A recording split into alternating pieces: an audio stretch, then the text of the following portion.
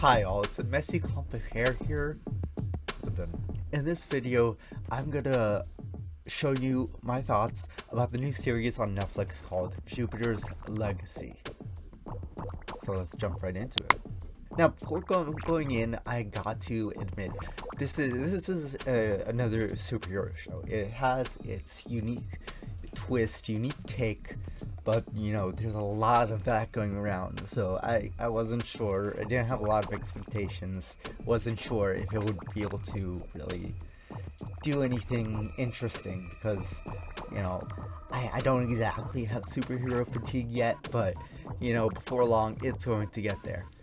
But I was surprised. It had a fun take on it.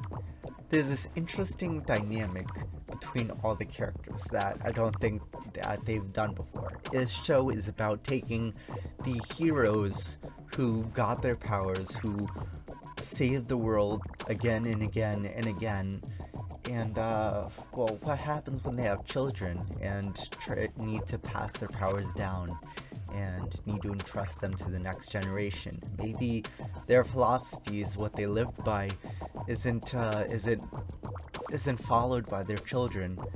How can they adapt? And that's an interesting idea that I didn't think I needed, but thank you.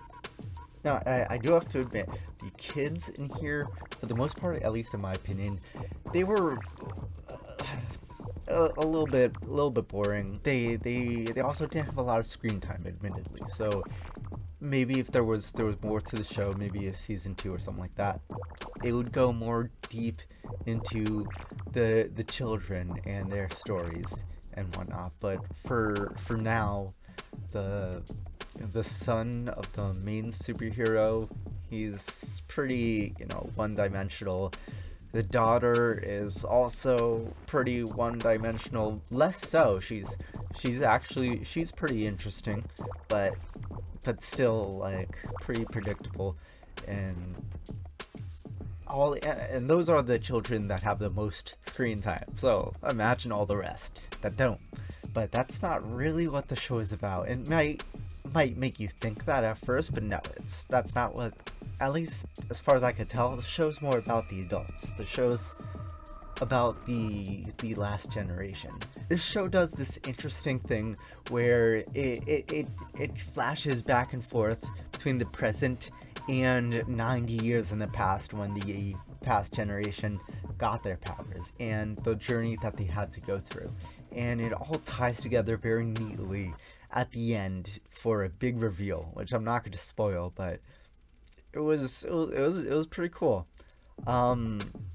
The adults have their whole journey to this cool island where they have to go through a bunch of these dangerous tasks and tests to see if they're worthy and all that.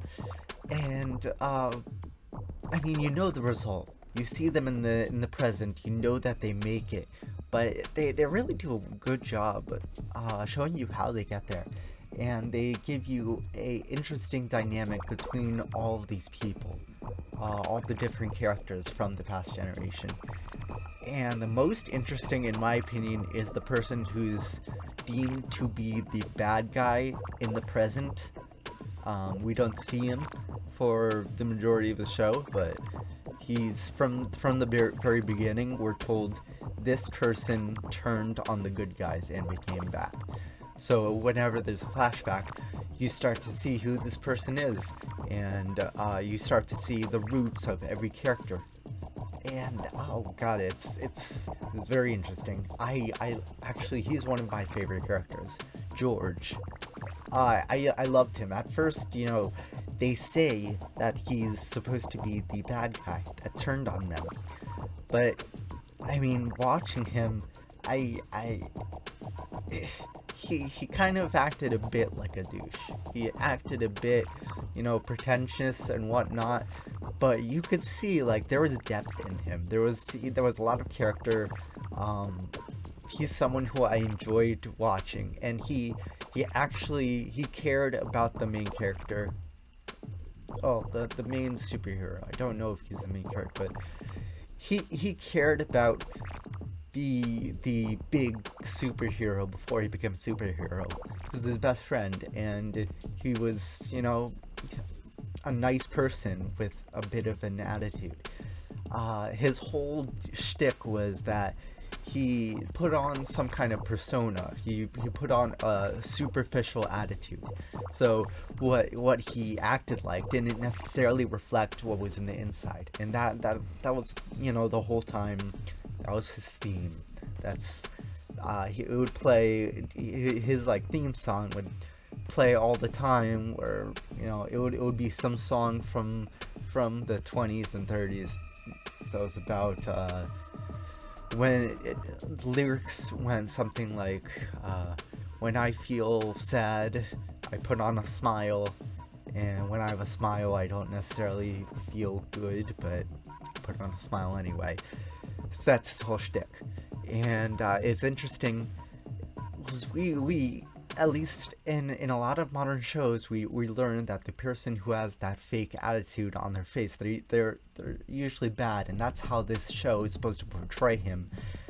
However, he's not actually so bad. He may be fake. He may put on some kind of persona on the outside, but on the inside, at least in my opinion, he seems like a pretty good person.